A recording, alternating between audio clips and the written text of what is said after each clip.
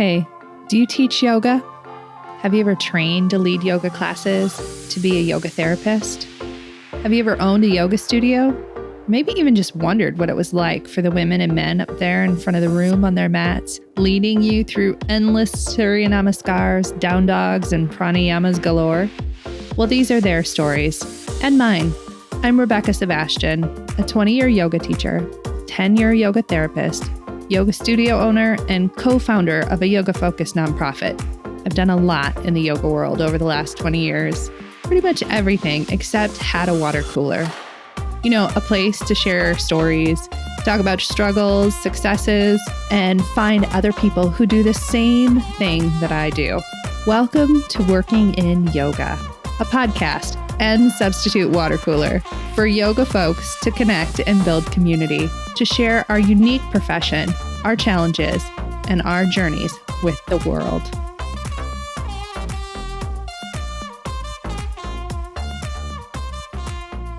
Hey friends, welcome to Working in Yoga. This week kicks off a 3-part series of what in my brain I have casually called Theo and Friends. We are focusing on neurodivergence and what we're seeing is the early stages of this new trend in the yoga space. I have 3 guests in total this week, Theo Wildcroft, Becky Atten, and Jess Glennie. This is part 1 of 2 of this initial conversation. Now part 3 will come out after these 2, and we're going to discuss neuroqueering specifically, which I love because it focused a lot on getting to be weird, which, in case you hadn't picked up, I do excel at.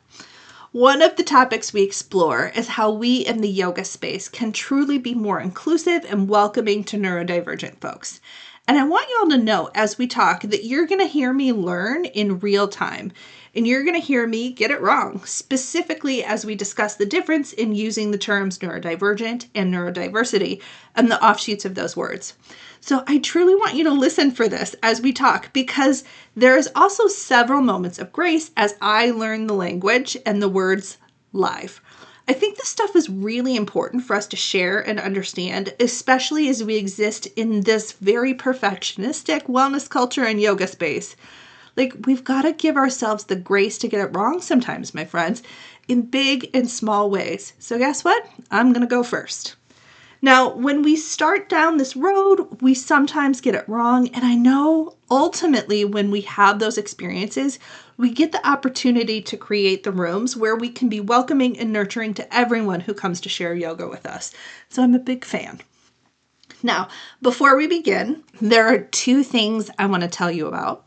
First, in my overall goal in 2026 of flattening access and power structures in the yoga space, I have decided to kind of revamp my sponsorship system for the podcast to make it more accessible, not only to big brands, but also to smaller businesses that are looking to get their products and services out there. I'm now offering individuals, retreat centers, and small brands who are part of the Working in Yoga ecosystem the opportunity to snag what I'm calling community sponsorships.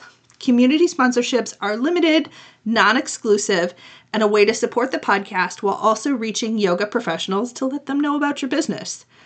If you're curious about sponsoring an episode, you'll find details linked in the show notes under sponsorship opportunities. As a final note, I've opened a quieter, behind-the-scenes co-working space called The Back Room.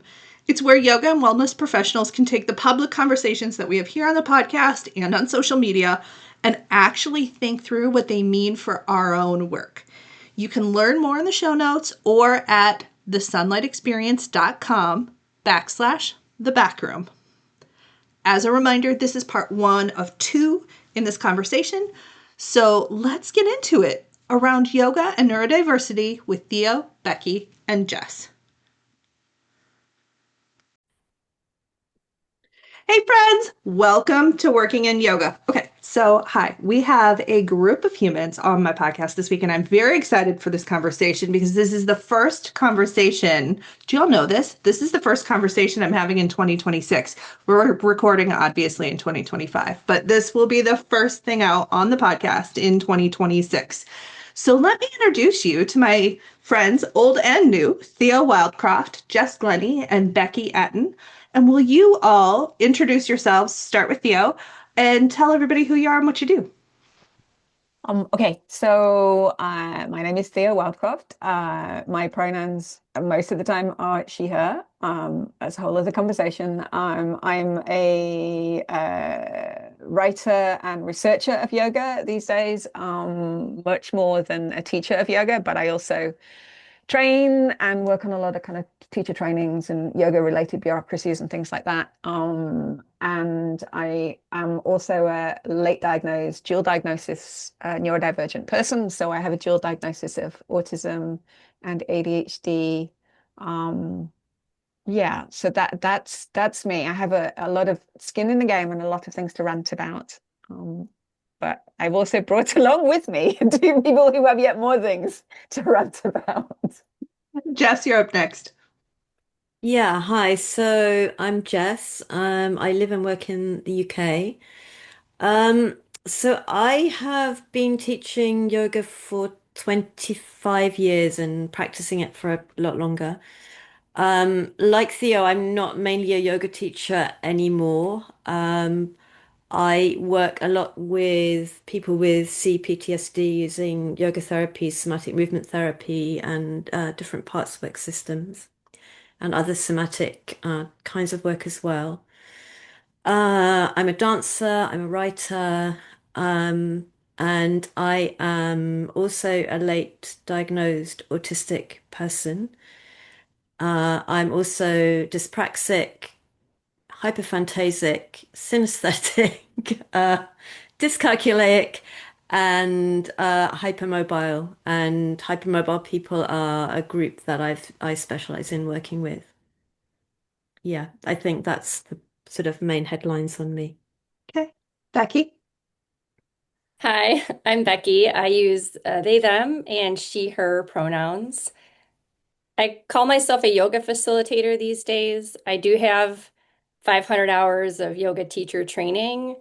I just issues with the idea of the authority part of being a teacher and not having had a lot of experience, even like with personal practice. I think I've been practicing since about like 2018 personally. So I feel like I still have a ways to go yet before I feel comfortable being in that role of calling myself teacher. I'm neurodivergent, and for the purposes of the conversation today, I'll share some of my diagnoses, although lately I've been distancing myself from some of that terminology just because it feeds the medical model. Maybe we'll talk about that later. But I was late diagnosed autistic and ADHD. So mid 20s, I got a diagnosis of ADHD. Late 30s was autism. I'm 43 now, and also complex PTSD, which is so fun. Lots of anxiety. I've had issues on and off with depression. So multiply neurodivergent would be the term for that collection. Um, and most of my work in the yoga space is working with neurodivergent folks. I do a lot of one-on-one with autistic folks locally in my community. I facilitate a social support group for autistic adults locally here in, I'm on Potawatomi, Ho-Chunk, Peoria, Kickapoo land here in the US, in Wisconsin, in a city called Racine. And then I do online stuff. So I have some online offerings that I have on Zoom for neurodivergent folks as well as allies. Anybody interested in supporting, caring for, teaching neurodivergent folks.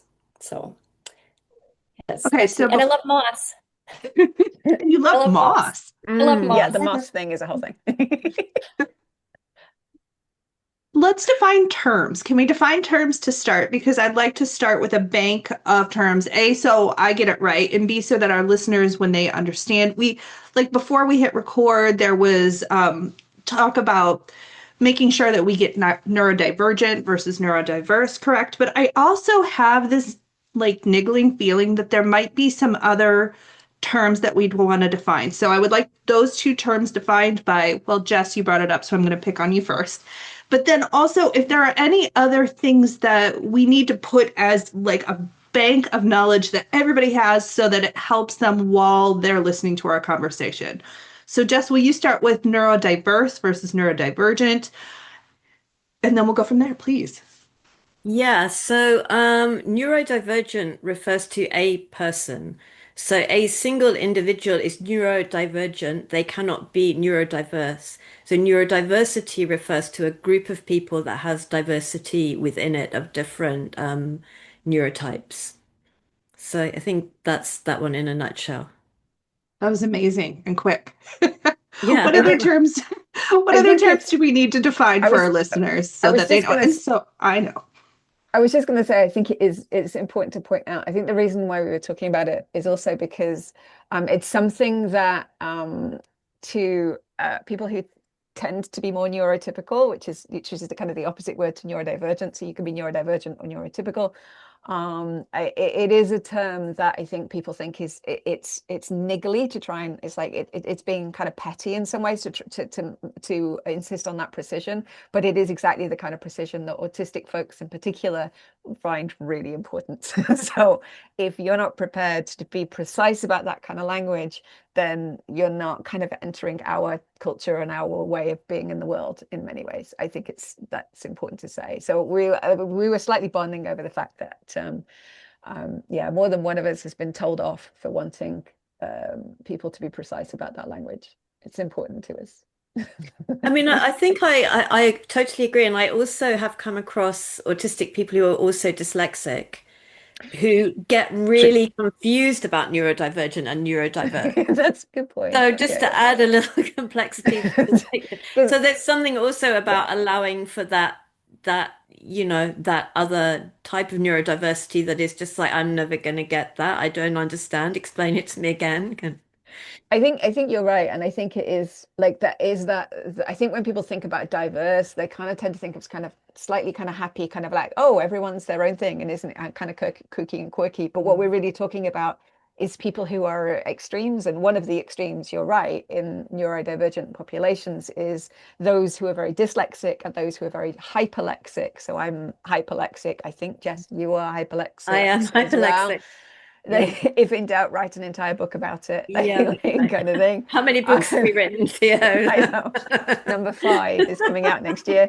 Yeah. So yeah, there are those of us who are hyperlexic and those of us who are dyslexic, and that's true on so many other different kind of aspects of neurodivergence, right? Is that there are wild differences, and we're often people who are difficult to pin down, and I think that's an issue more generally with diagnoses, that these labels that we get given or that we give ourselves are barely begin to cover the reality of our differences in our lives, I think, for me. I would love us to get annoyed about the word spectrum, if that's okay. Me too.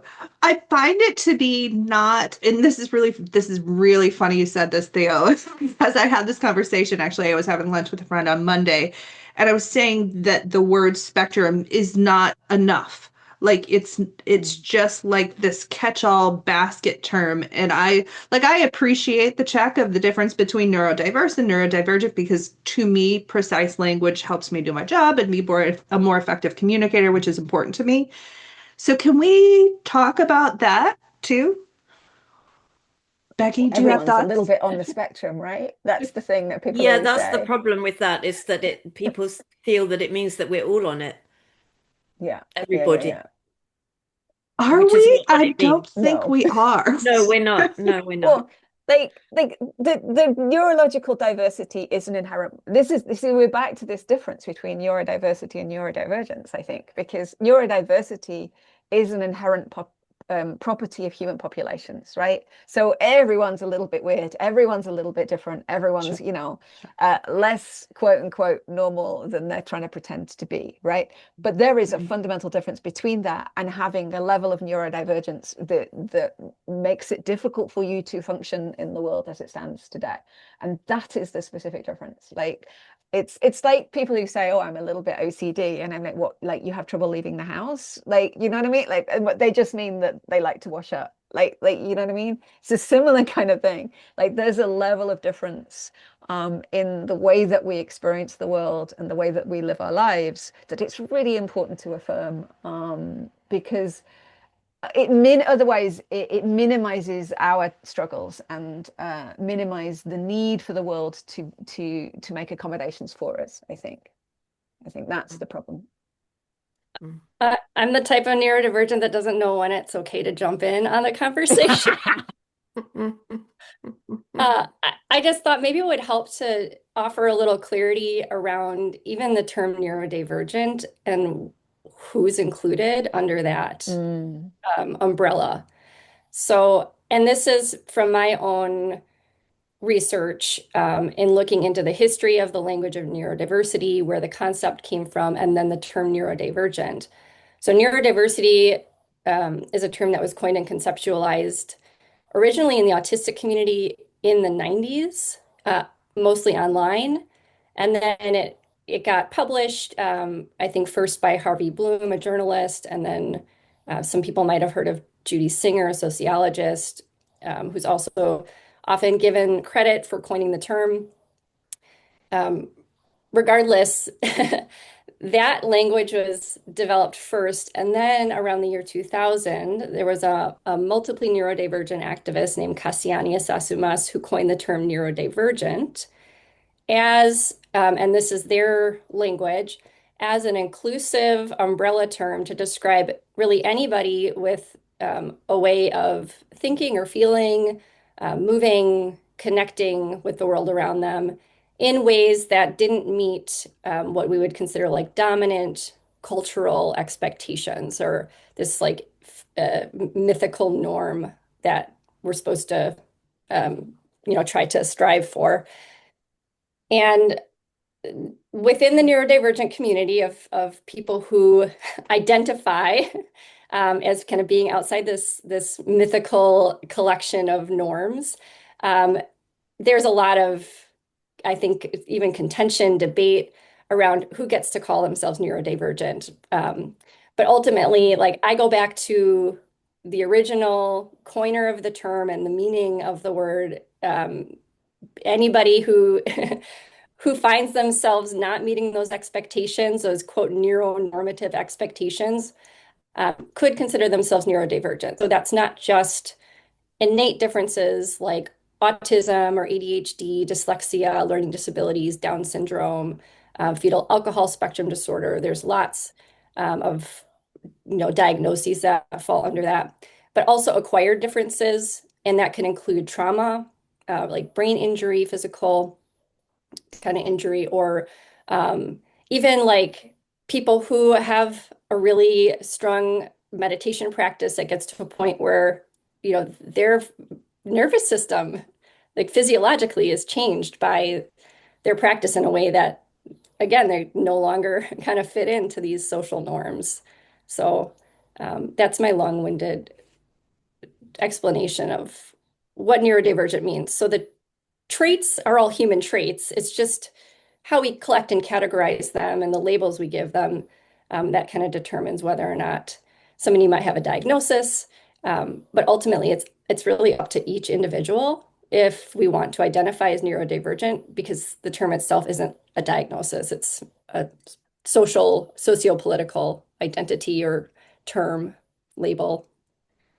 Okay, I very much appreciate that definition in part because what makes it very interesting is that, so in my head, up until, I don't know, like 40 seconds ago, I was thinking that neurodivergent as a term meant things like ADHD and sort of like those sorts of diagnoses that you would have from a doctor. But if you're adding, say, CPTSD, which I also have that diagnosis, right? Very well documented case of CPTSD. So then I personally would get bucketed in the neurodivergent group, which is totally cool and fine. But also, like, we've talked about this before, that like what, 85 to 95% of practitioners of yoga also probably bucket in there if we add.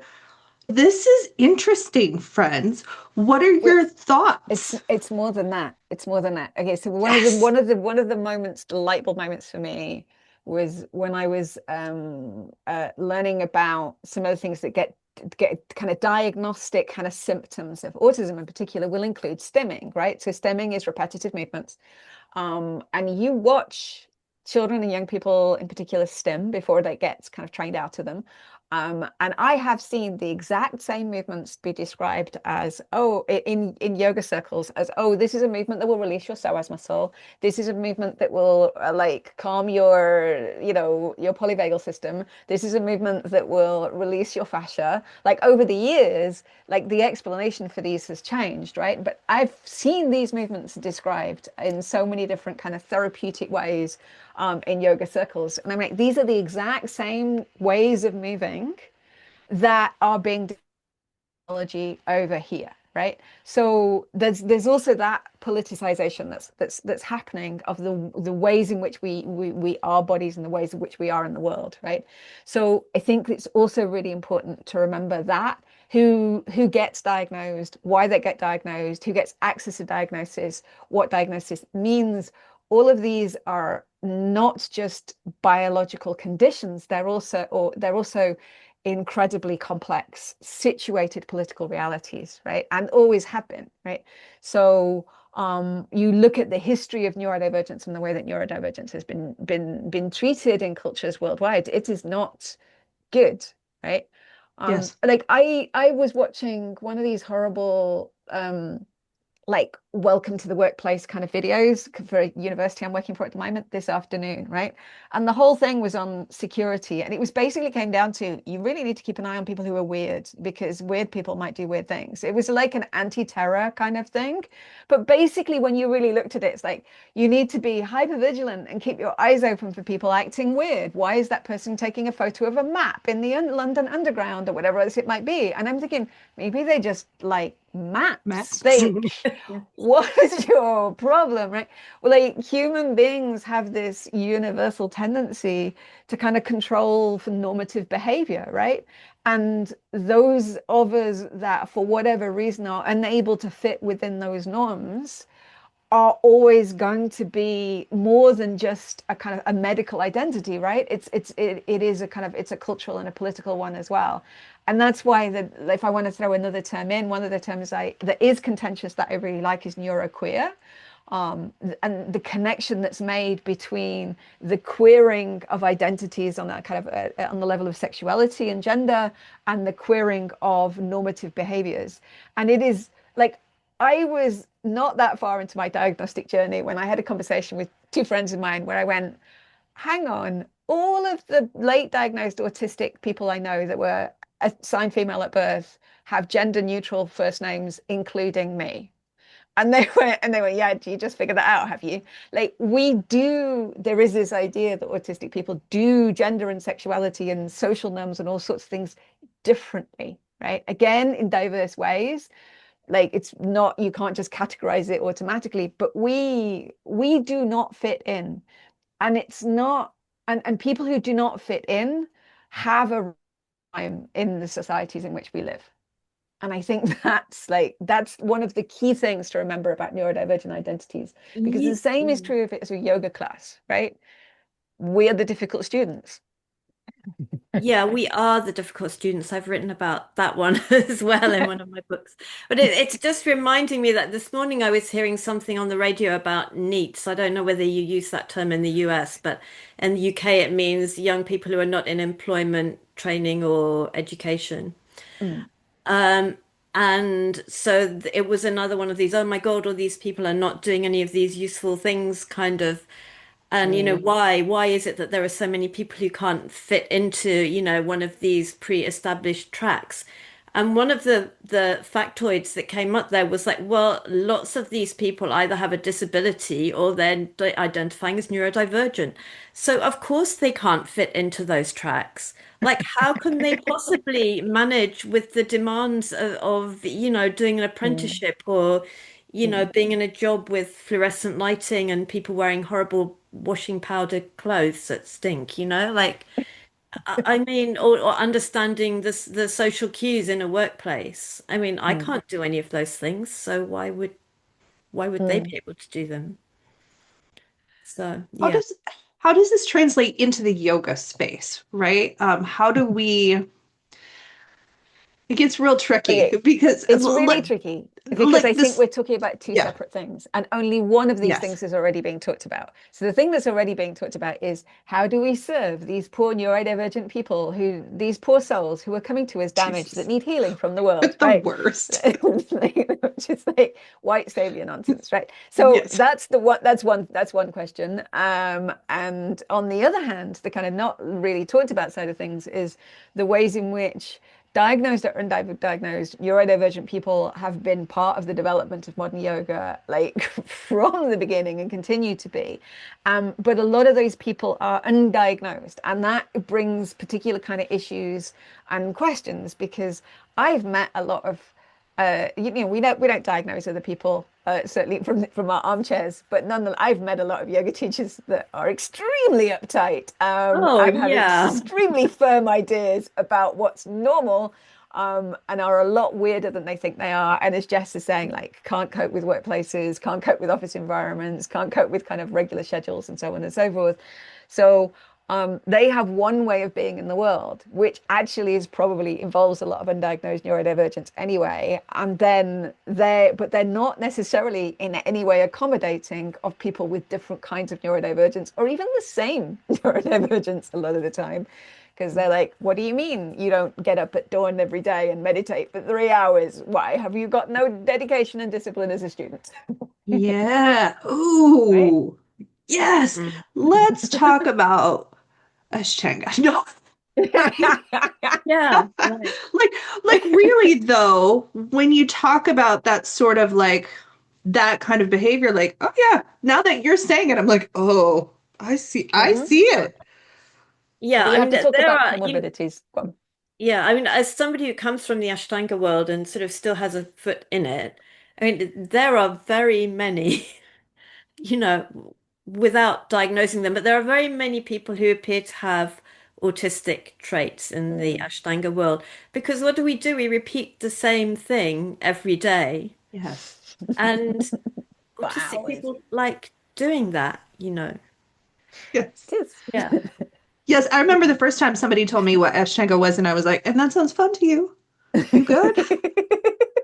Like that's just not my bag, friends. Yeah, but I think it's interesting because in a way, these sort of environments provide like a really friendly place for autistic people because you can Mm. bring your Thank you. weirdness and you can fit it in Mm. among all the other weirdnesses and you can get on your mat every day at 4 o'clock in the morning or whatever you want to do and do this same thing Yeah. every day. And at the same time, there's also a kind of rigidity in it, which is quite exclusive. I mean, a bit like you were saying, Theo, that but you Yeah. have to share my particular autism where, I do it exactly like this. Yeah. And what do you mean you can't put your mat there because such and such? Mm. We always, you have to have your mat there Mm. kind of thing. Mm. Yeah. Becky? Yeah. I think one of the things that I have come to um, realize throughout these last few years of doing this work with neurodivergent folks and in the yoga space is this understanding that there is no like one type of yoga that is going to particularly draw in all the neurodivergent people. They're not all going to flock to Ashtanga. They're not all going to flock to Yeah. Yin or restorative. And we are as diverse a group as any other group. So I think one of the problems I see in yoga spaces, and I don't, and just for context, like I don't have a particular lineage that I studied in or was trained in. So I'm like, yeah, the post lineage yoga quote teacher. Um, and again, because I'm the kind of person I like to know where language comes from. So when I went and studied like what yoga is and discovered there's like hundreds of definitions depending on what text you look at. For me, it was like, okay, so if yoga isn't a set of postures, if it's not this rigid, specific kriya that you do every day at a certain time, if maybe that is yoga if you want to define it as a practice, then how do we know when we're doing yoga? And can you do any movement Theo talked about stimming, which is so intuitive. And the same thing I've realized in my work with autistic folks is a lot of the movements folks automatically gravitate towards and are often doing on their own without ever having been told, oh, this is like in the Kundalini tradition, we call this knocking on heaven's door, for example. Like they don't know that. They just know that it is a movement that feels great. Um, so I I pulled this quote out of Autobiography of a Yogi by Paramahamsa Yogananda, which is don't mistake the technique for the goal. And I keep coming back to that over and over and over again in my work because I don't want to like harp on other lineages and traditions necessarily because I think everybody can find something that works for them. It's more just in the yoga world, if people are offering their particular practice as the way rather than a way, like that's where that's where I go with this line of thought is let's define yoga. And actually, what do we mean when we say yoga? Because everybody's going to have a different definition. I think that also speaks to like one of my main fears when it comes to the rise of people's like wanting to take or to run neurodiversity friendly kind of trainings is that you'll end up doing the same thing that we did with trauma-informed practice, where like what we have at the moment is a practice that is incredibly diverse, where people can find where they need to be and what works for them within it. And all that trauma survivors were really asking for was spaces that were safe to do that in. That's all that we were asking, right? And instead of which, what we got is, here are the 3 things that every trauma survivor should do, and here are the 7 things they should never do. And never mind your lived experience. I have done a 15-hour course on this with someone who is not a trauma survivor, but has read Bessel van der Kolk's book, and therefore knows everything about trauma. Sorry, trigger word. So, and I worry that we'll have the same thing with neurodiversity, and it will go even less well, right? Because what you'll have is people saying, well, I have done my course on how to do yoga for autistic people, and I know that you all need to do Ashtanga for 2 hours every morning, or you never need to jump up and down, all you ever need to do is lie down. Like, we'll get the same kind of universal solutions being offered. And what we won't get is the most important thing, which is, again, how do you make the spaces of yoga accessible and inviting for neurodivergent people, which has a lot more to do with thinking before you light incense in a space than it has to do with, I've read Stephen Porges and I know that if people wiggle in this particular way, it'll sort their nervous systems out. If I never have to hear the words polyvagal again, I should be very, very happy as a neurodivergent person. Oh my God, I know. Because you're accepting on the one hand that neurodiversity means that neurodivergent people are outside of the norm, and then on the other hand, they're like, we have this universal theory for how nervous systems work. Let's apply it to you. This is guaranteed not to work. Could we not do that? I see this parallel between trauma-informed and yoga for neurodiversity. I see it really clear. And one of the things that I find to be the same challenge, right? And I definitely would bucket myself in the trauma-informed space, right? Like, is that then it becomes, because the space is like, and I'll speak for trauma-informed people because that's my group, right? Is that I'll say, we're willing to welcome everybody who feels like they have trauma, but now everybody's got trauma. So there's like a real challenge in the discussion of like, okay, so if people who are in the neurodiversity community are saying we are welcoming of all the humans, now everybody's neurodiverse, and now what was normal now is just yoga for neurodiversity. And I don't love that. Like, how are we having this conversation in a way that there has to be a boundary of some kind, right? Otherwise nobody gets served. There's a thing as well. There's a thing that neurodivergent people do, or particularly autistic people. I think it's more, but generally it's a thing that we do that I think Becky did earlier before we got on the call, and I don't know if you picked up on it, which is to use phrases like, I'm the kind of autistic person who, right? And we actually do this with each other a lot. I'm the kind of a neurodivergent person who is hypermobile, or I'm the kind that whose nervous system is incredibly, I'm like, for example, I have dual diagnosis.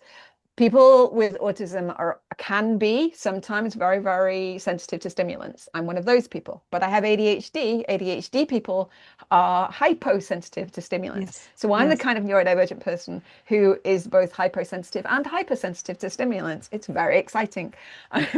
So please don't give me caffeine, right? So there's a lot of language that we do with each other all the time that's about letting each other know what kind of traits, like where we sit on all of these different kind of ways of being in the world, right? I'm the kind of person who's hyperlexic, but I have auditory processing difficulties. So I will write you a book, but please don't expect me to listen to a conversation and have the radio on in the background at the same time. I cannot handle it, right? So this is a way of talking that we have that I don't think is being picked up on by people in this space. And if I would like, that is one of the things I would want to, if I was training yoga teachers in how to best accommodate neurodivergent people, it's one of the things I would teach them is like, can you have those kinds of conversations? I am the kind of person who, right? Yeah, and it, before you said that, Theo, I was just thinking that what it really takes to make a space neurodivergent friendly is to be open to receiving some information from a Yes. student and listening to it. And that's really it. Like, Yeah, I mean, it's if really I come simple. into the room and say, like I can't be under, like really strong fluorescent light is very uncomfortable for Mm, me, mm, turn the fluorescent lights off. That's just made it yeah, much more, a much more accessible space for me. yeah. And if there is You know, if there's one consistent microaggression that we get as neurodivergent people is advocating for our needs and being told to suck it up. And mm. it happens over and over and over and over again. So we will advocate for our needs. We're told we are a neurodivergence friendly space. Tell us what you need. And you'll say something like, I can't handle strong fluorescent lights. Now, if we've told you that, it's because it's a significant issue for us, right? And the response we will get 90% of the time is, oh, yeah, anyway, I can't turn them off. Uh, but we can maybe turn them off for the end during the yoga nidra. Is that okay? And we're putting the position of going, okay, when no, it's not okay. If it was okay, I wouldn't have asked for it. Mm. Right. So when we say we're the difficult students, like that's what we mean. You cannot ask for information and then not act on it. Right. This very interesting thing that goes on in yoga classes that comes up a lot when I'm mentoring yoga teachers, which is, like in yoga class, there's this idea that we're not attached. So you can put your mat anywhere in the room and that will be fine. Lies. Lies, it's lies, yeah. Lies. And it's interesting because I'm also in the ballet world and it's completely different there. It's really acknowledged that people have their spot at the bar and that's, Mm, should be respected. But anyway, and there's so much judgment that goes on about, oh, I had this student and she really was, she really wanted to stay in this spot and I asked her if she could move over here and she was so attached and but maybe that was just a spot where the student could hear the teacher's mm, instructions well, or maybe it mm. meant they're out of some kind of heating vent that might be blowing on them if they go over there. Yeah. Or, maybe they're away from the person who's got the really strong perfume in the car, or Yeah. something. Yeah. Yeah. Yeah. Yeah. Yeah. Becky? Yeah, when you were talking about, we have to listen to each other, I think you hit the nail on the head. And then I would just add, listen to people who are different and believe them without needing to understand yourself, because we can't step outside of our own nervous Yeah. system to know what someone Mm, else is experiencing.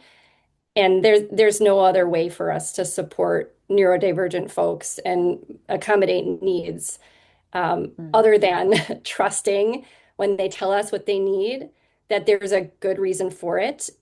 We don't need to ask a million questions, but just work with them to figure out how we can make that adjustment to the environment. If it's not possible, maybe it's not really possible, but most of the time it's just, and I had a conversation not too long ago with a teacher who is trying to support someone with a learning disability, and they said this person's a pain in the ass. So, like, I know that's happening. Yeah. Yeah. Yeah. Yeah. Yeah. There's I love Anne Memnett, who's kind of a writer and advocate and autistic person, does a lot of kind of online work. I used to follow them a lot on Twitter, but obviously we don't use that anymore. And I'm not really sure where the account's gone now, but they were talking about a lot of the work that they do is kind of advocating for better spaces. So in institutional spaces in particular, things like fluorescent lighting and kind of hard-edged kind of reflective surfaces and all sorts of things like that. And there was this moment when they were talking about imagine a world if it was designed by people with sensory sensitivities. Yes. And that's all she said. And I was like, I honestly cried. I was like, my God, can you imagine? Can you imagine train stations if they were designed by people with sensory sensitivities? Like, could you imagine airports? Like, I don't think that like neurotypical people have any idea of the load that we carry, generally speaking, in terms of those sensory sensitivities on a daily basis. Like I saw a meme this morning that was like, autistic news just in, shoes are bad, socks are bad, all shoes and socks are bad, barefoot is worse. There was no, and I was just like, yeah, all my shoes are terrible, all my socks are terrible. Like you find that one thing that allows you to be comfortable, whether it's where you're putting your yoga mat in the room, or it's a particular kind of pair of yoga pants, or a particular kind of shoes, and you wear it and you wear it and you wear it and you wear it because it is comfortable. Right. Yeah. And that's what you're doing. So this and most of us have spent so much of our childhoods being taught being uncomfortable on a profound level, right? So yeah, if a neurodivergent person says, I need my mat to be in this part of the room, yeah, that's where they need it to be. Thank you so much for this conversation. And I cannot wait for y'all to hear next week's episode where we shift to talk about the concrete things that we can do in the yoga space to support neurodivergent folks. Now, a couple of frameworks for this conversation that I know I'm going to be sitting with this week include how much overlap there might be between what we can truly call trauma-informed approaches in yoga spaces and what actually creates safety for neurodivergent folks. And something I've been thinking about since opening a yoga studio in 2019, what it would mean to design spaces with people who hold different identities than us in mind from the beginning, rather than only responding after someone tells us what isn't working. Think about that maybe in the context of what does architecture look like when we build it for disabled folks as part of the design and not just a ramp that we slap around the side and call it good. So I am very grateful that you all have chosen to spend your time and attention with me today, my friends. Let's go get to work, and I will catch you around the water cooler next time.